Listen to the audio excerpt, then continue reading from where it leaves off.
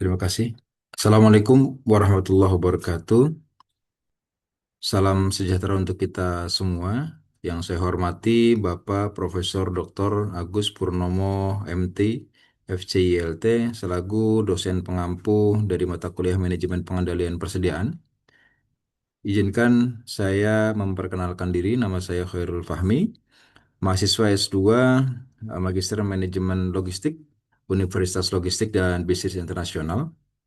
Pada kesempatan ini saya ingin mempresentasikan bagaimana menghitung material requirement planning sebagai bagian dari asesmen akhir semester mata kuliah manajemen pengendalian persediaan.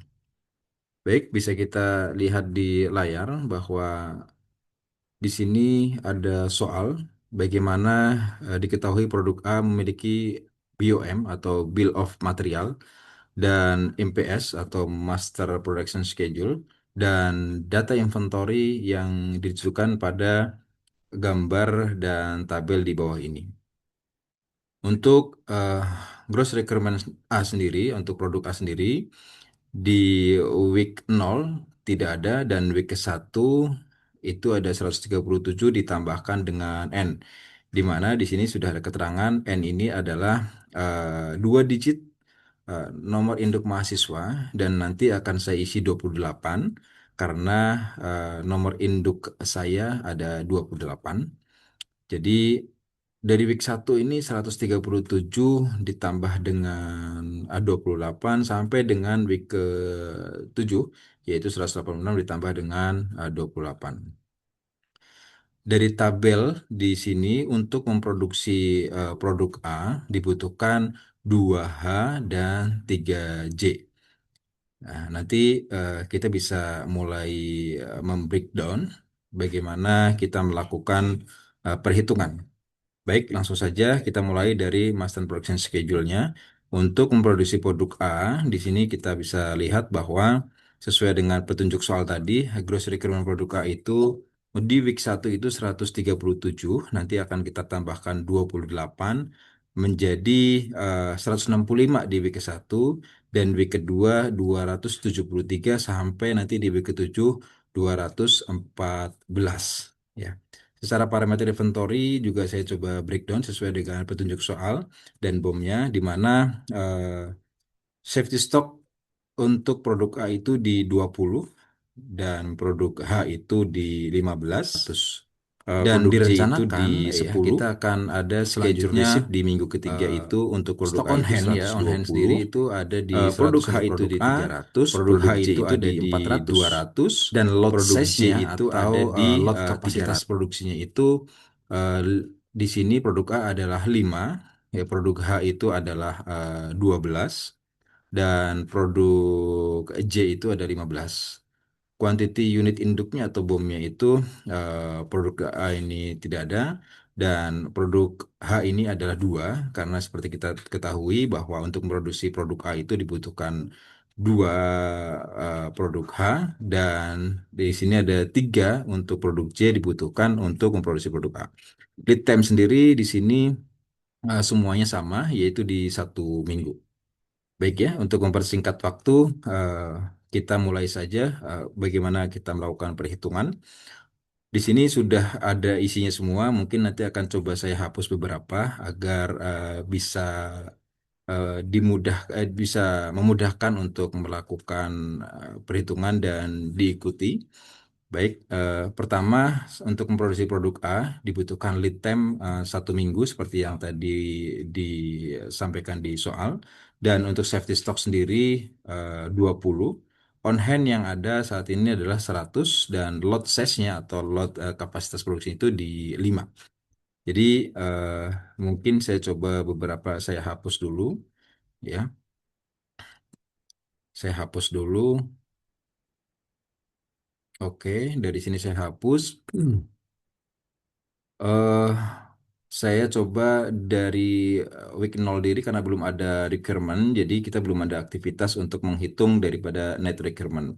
Jadi nanti sebelum kita bergerak, kita akan langsung memulai dulu contoh seperti di week pertama nih, week satu ini ada gross requirement-nya 165 ya. 165 ini adalah gross requirement untuk memulai perhitungan. Kita akan memulai dulu dari bagaimana kita menghitung net requirement-nya. Jadi netnya berapa? Kita akan hitung di sini secara rumus adalah eh, gross requirement-nya ini dikurangi dengan schedule receipt ya di sini dilihat ya di rumusnya dikurangi dengan schedule receipt dikurangi dengan on hand atau beginning stock di minggu ini ya ditambahkan dengan kita harus punya minimal safety stocknya di 20 ya maka ketemu angkanya adalah 85. Baik, selanjutnya baru kita mulai menghitung plan order receipt-nya. Plan order receipt ini adalah eh, rencana produk yang akan diterima gitu ya setelah produksi karena di sini mungkin akan berbeda karena ada lot size-nya. Lot size ini adalah kapasitas minimum produksi ya yang ideal. Ini di sini ada 5. Jadi untuk menghitung gimana cost CO gasnya dan titik idealnya adalah 5 maka eh, angka ini tidak bisa kurang dari 5 misalkan 82 itu tidak bisa 84 juga tidak bisa harus bulat di angka 5 maka eh, net ini jika nanti ada 82 maka kita harus bulatkan ke atas dulu sesuai dengan minimum atau sesuai dengan kapasitas lot size-nya contoh seperti ini ya jadi ini saya hapus lagi saya ulang lagi kita harus bulatkan dulu ya saya pakai round up, bulatkan dulu round up-nya kita eh, tujukan ke net requirement-nya itu kita bagi 5 ya kita bagi 5 selanjutnya exact-nya saya buat 0 biar akurat selanjutnya nanti dikali 5 lagi gitu ya. Kurang lebih 85. Ini kenapa tetap 85 karena memang ini sudah sesuai dengan ketentuan di 5 untuk lot size-nya. Gitu ya. Selanjutnya untuk projection on hand-nya itu adalah ini akan menjadi on hand di week ke berikutnya atau di minggu kedua, maka eh, kita akan mulai menghitung kita mulai menghitungnya dengan pertama adalah plan order receipt ini ditambah dengan on hand saat ini ditambah dengan schedule receipt eh, schedule receipt dikurangi nanti dengan gross requirement ya maka ketemunya 20. 20 ini akan menjadi on hand berikutnya atau di week berikutnya atau beginning stock di minggu ke depan maka kita bisa langsung arahkan saja ke week sebelumnya di 20 karena projection receipt menjadi ending inventory di minggu ini dan akan menjadi beginning stock di minggu depan. Kurang lebih seperti itu ya. Ini sama untuk eh, menghitungnya juga kita harus mulai dulu dari net requirement-nya. Kita mulai lagi bahwa ini gross requirement-nya dikurangi dengan schedule receipt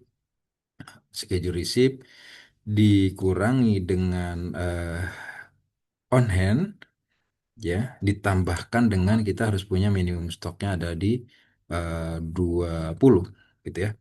Jadi totalnya ada 223. Ini 223 kan tidak bulat nih, tidak 5 ya.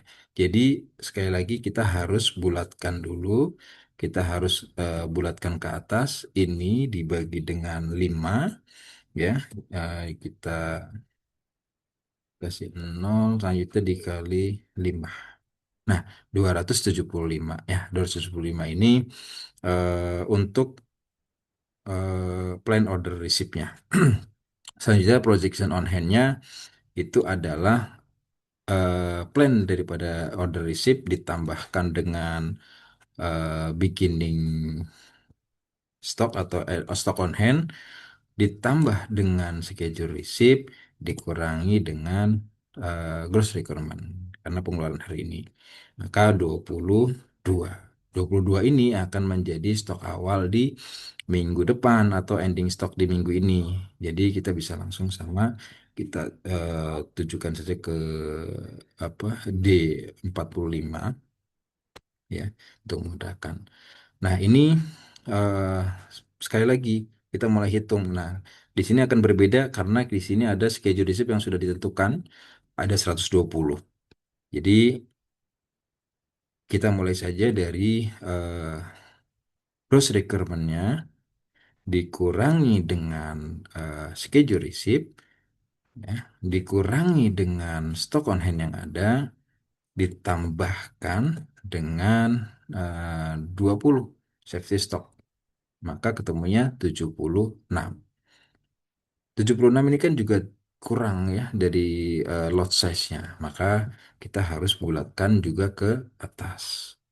Bulatkan ke atas, net requirement ini dibagi dengan 5, kita eh, exact dengan 0, selanjutnya kita kali dengan 5. Oke, maka angkanya ketemu 80 ya. Untuk plan order atau projection on hand atau ending stock inventory ini pada minggu ketiga ini maka kita hitung lagi yaitu adalah plan order receipt ditambah dengan on hand saat ini ditambah dengan schedule receipt dikurangi dengan gross requirement di minggu ketiga. Maka 24 ini akan menjadi eh, stok awal atau ending seminggu ini dan menjadi stok awal di minggu depan. Sekali lagi kita tinggal tujukan saja ke sini sama dengan di E45 untuk mempercepat.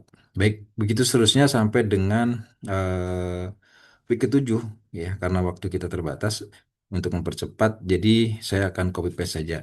Namun copy paste-nya harus diperhatikan bahwa di sini secara perhitungan ada data yang tidak ikut bergerak yaitu adalah safety stock yaitu di 38. Jadi di sini harus dikunci semuanya.